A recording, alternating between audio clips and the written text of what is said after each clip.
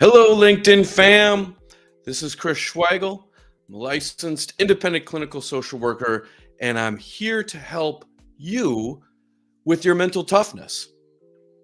And we're gonna talk about the 4 C's of mental toughness. They are control, commitment, challenge, and I've got one more, confidence. I didn't say that very confidently, but I will as we go through this stuff. Welcome and thank you for joining me today on this live stream.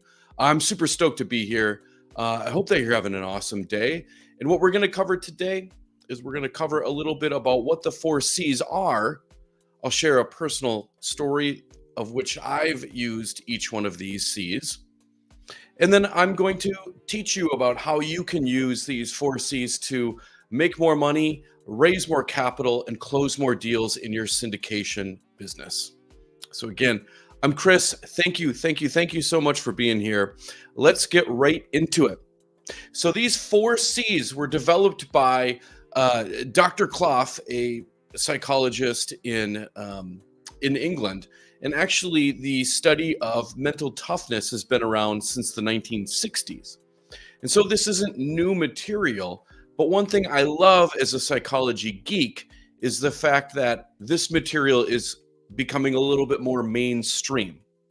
So generally in the past, 100 years or so, most studies on mental skills have involved how to go from mental illness to baseline, to functioning, to employment, to be able to go out and about in the community and live a life as an adult.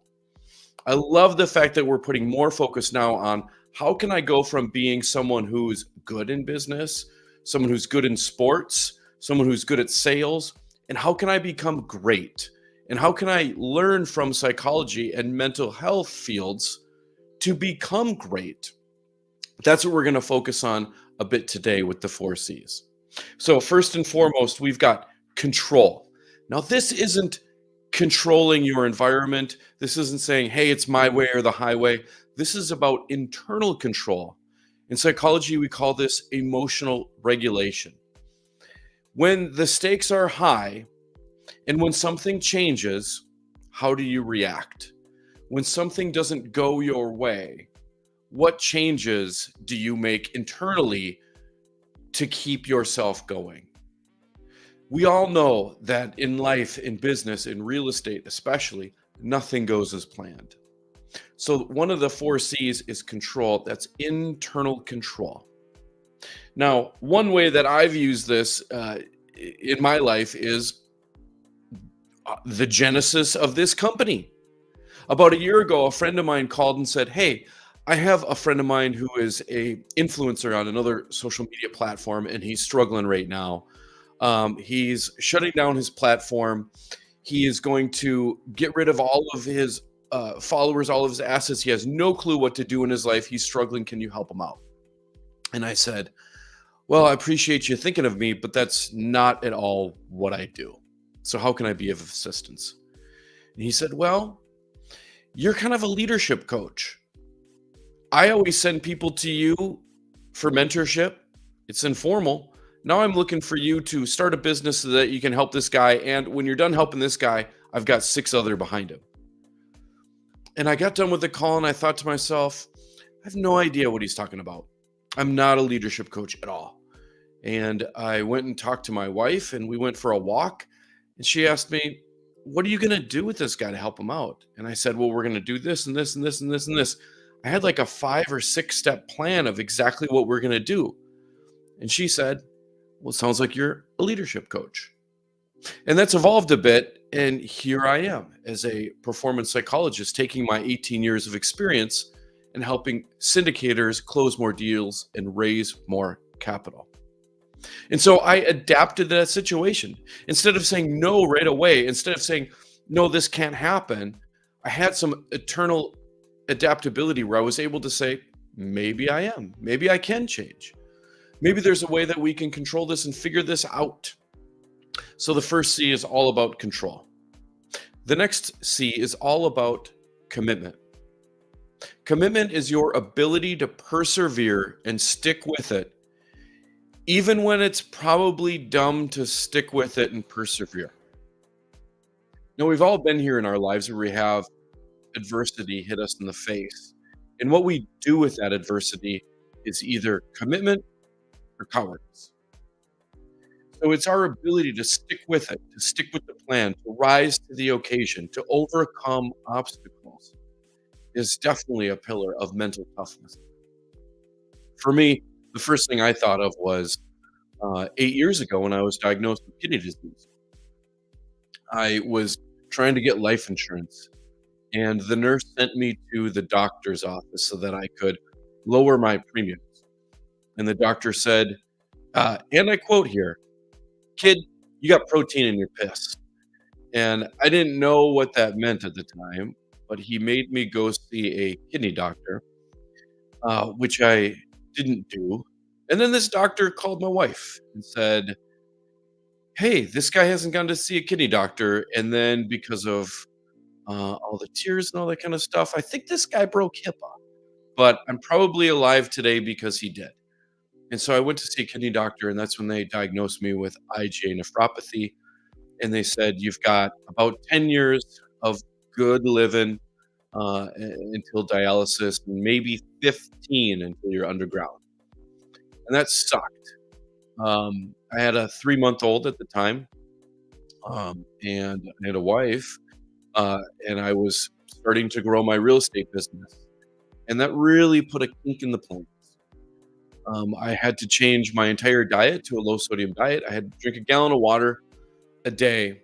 I had to take blood pressure medications, and I had to take steroids for 6 months, which turned into 9 and 10 and 11. It ended up being 19 months of steroids where I was hungry constantly, but couldn't eat sodium. I was angry all the time. My face filled out. I couldn't sleep. My blood pressure went way up. I had anxiety, but I had to stick with it. And so I did it. I changed my diet. I ate less than 1,500 milligrams of sodium a day for 7 years. I took all the meds. I did everything the doc told me to do. And I'm super stoked because a little over a year ago, the doc said, "I don't know how you did it, man, but you don't have kidney disease anymore." And so that's pretty awesome.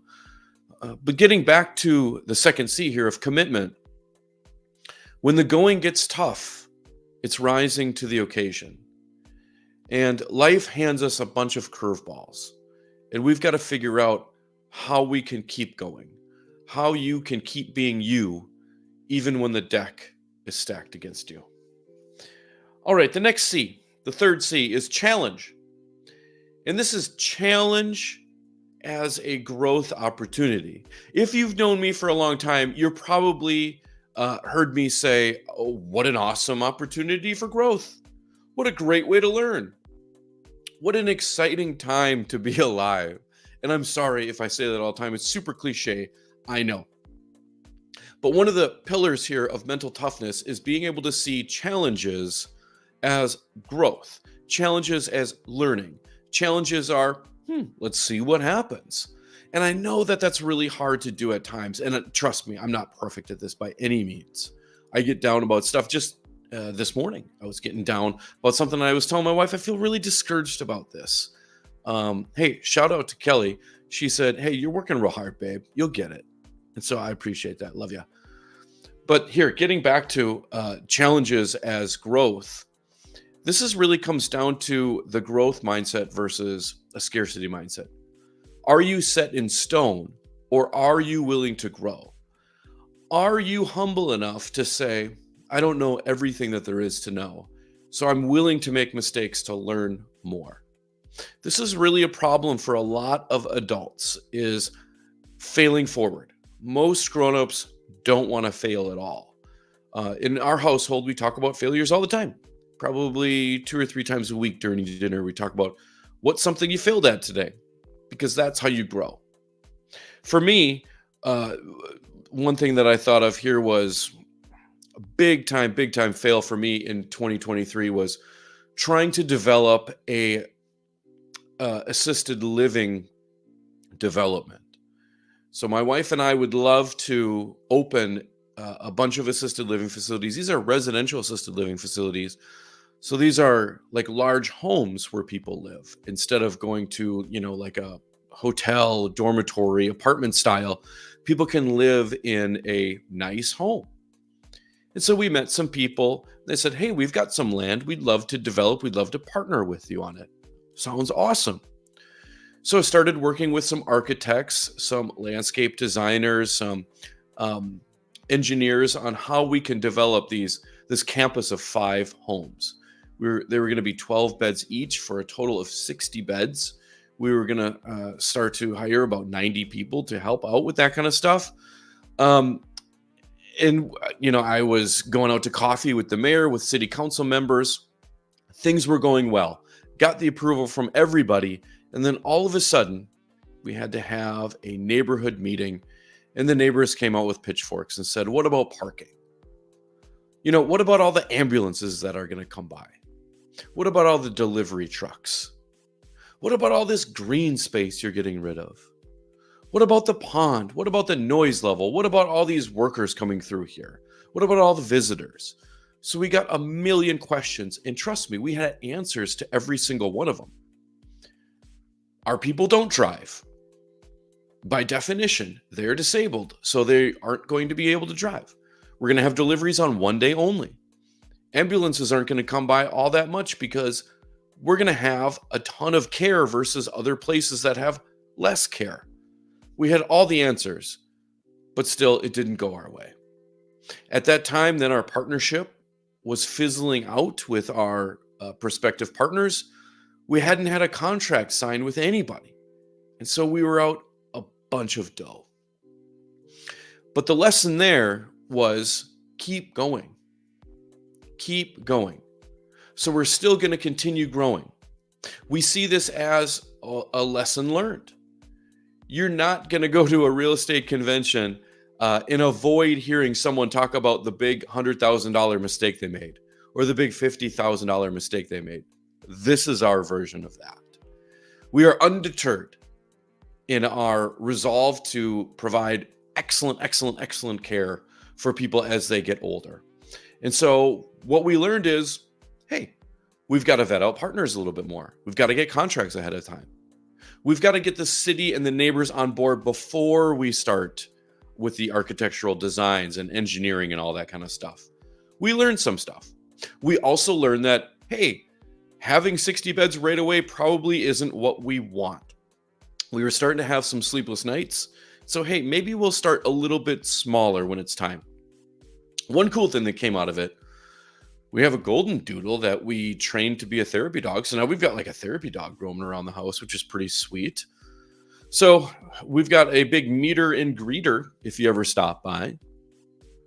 So let's move on to the 4th C of mental toughness, and that is confidence. Now, confidence is a tricky one to talk about. It's an ability and a belief to act out your competency. Can you get the job done? Sure, yes or no, that's a part of it. But do you believe 100% wholeheartedly that you're going to get the job done? You have to be all in. That's confidence. If there's 99%, I think we're going to do it, that's not confident. You have to be 100% all in. And I've got an example for you from 4:13 this morning. My 8-year-old crawls into bed at 4:13 this morning, and I'm awake. And she's going to bed, and then I'm going to go to bed. And if you're a parent, you know, if your kid climbs into bed with you at 4:13 in the morning, you're not, whatever plan you had to make it through the night is toast. You're just trying to like get a couple more hours of shut eye, you know? And that was my plan. I'm like, okay, you're in bed. Awesome. Cool. We're next to you. Let's get some shut eye. And about 30 seconds later, she said, Daddy. And I said, yeah? She said, what happens if a robber comes? And instantly I knew why she was in our bed. She had a nightmare about a robber. And I said, you know how daddy always tells you that you're brave? If there's a robber, that's daddy's turn to be brave. You stay in your bed and I'm going to handle it. And I'm going to be there. And I'm always, always, always going to do my best to be there and protect you. And then we went on and had like a 5 or 10 minute discussion. Well, I should say, I maybe explained to her for about 5 or 10 minutes about how she's my big why, and how if there's anything I do in this earth, I want to make her proud and I want to make her happy. But we didn't get to the end of it because I could hear her snoring. So I thought it was a pretty awesome conversation, but I guess it got the job done because she felt safe enough to go back to bed. And I think if I would have been less certain of what I would do if a robber were to come over, she maybe would have had more questions or wouldn't have felt as safe. But my confidence in my answer got the job done.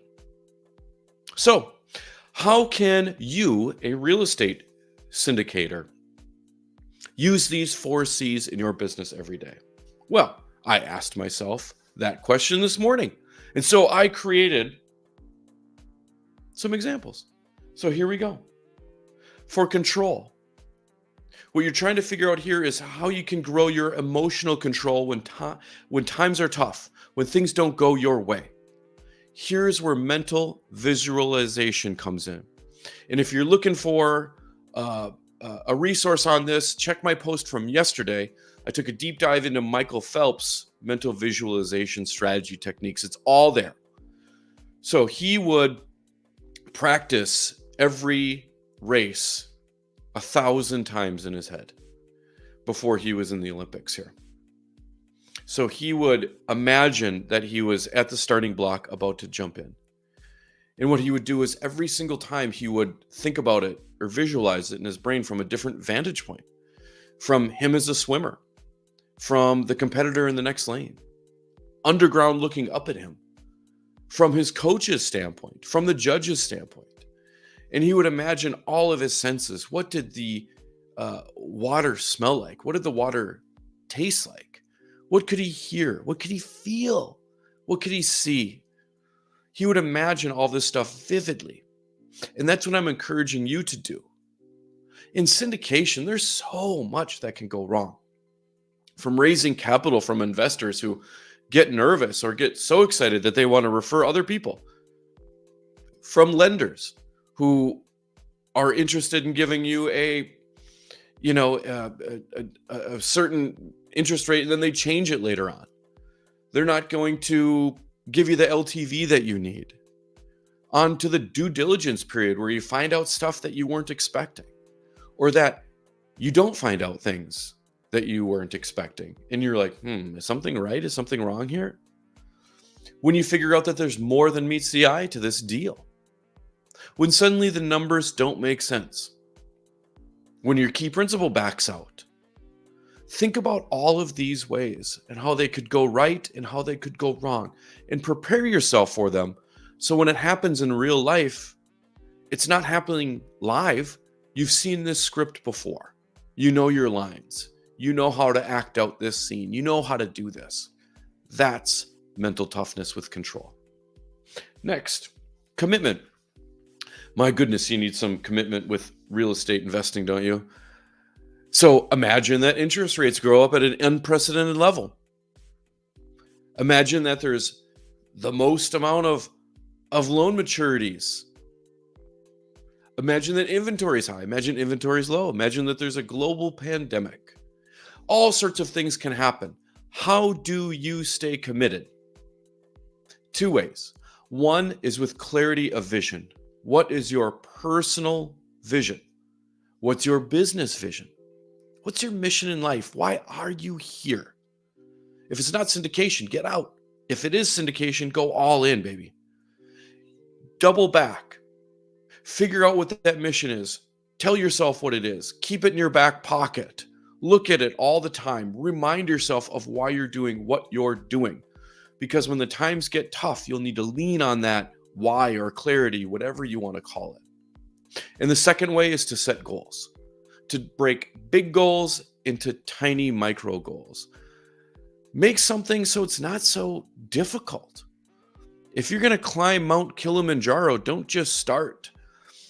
Go to the first base camp. Acclimate yourself. Go to the second base camp. Acclimate yourself. Go to the third base camp. Acclimate yourself. Plan your steps up. Take each step at a time. That's how you climb Mount Kilimanjaro, not just starting and going for it. So break each goal, each step into micro steps to get the job done. That'll keep you committed and focused on doing something that's tiny, that's achievable. The third C here is going to be challenge. How can you see a challenge in your syndication business as a growth opportunity? There's two ways here. Number one is through mentorship. Get around people who've been there, done that. A lot of people who have just gotten into syndication the last few years are kind of concerned about the interest rates going up, are kind of concerned about, are we going to reach DSCR? How are we going to raise more capital in this kind of environment? You get around people who are 30, 40-year vets of this, and they're like, oh, dude, we did this in the 70s. Oh, this is the 80s. When I bought my first property, we had 17% interest rates. Dude, this is nothing. If you look at interest rates throughout the history of my investing career, we're still a little bit below average. And so getting around people who've been there, done that really helps you see the current challenges as learning opportunities. And the second way to do that is more personal. Keep a gratitude journal. Write down things that you're grateful for, whether it's in the morning like I do it, or at night, grateful for something that happened during the day. Make it vivid. Tell a story. Be grateful for the tiny things in life that keep you going. Because after all, that's kind of all we have, right? No matter where you're at, no matter if you have big problems or little tiny problems, it all comes down to being grateful for what you have. A few years back, UNESCO did a huge study of, I think it was like 130 countries or so. Rate your quality of life 1 to 10. Believe it or not, every country was in one standard deviation. Pretty much every country said about a 7 out of 10. Do you have running water? Yeah, we're at a 7 out of 10. You have running water? No, we're at a 7 out of 10. You got medicine? Yeah, we're a 7 out of 10. You got medicine? No, we're a 7 out of 10. Be grateful for what you have. Be grateful that you're working on great big problems. That's kind of fun, right? One thing that's helped me out is having a terminal illness, because now it's like, I'm playing with house money anyway. Who cares? Don't get a terminal illness. It's kind of a blessing, but it sucks when you're in it. And then the last one, confidence. You have to know that you can close.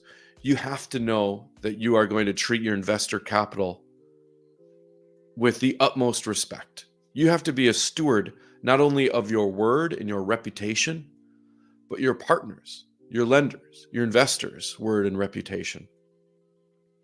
Have you ever been on an investor call and not been entirely certain that you're worthy of that money? I'm guessing you didn't close it. I've been there before. And there's other times where things probably weren't going my way.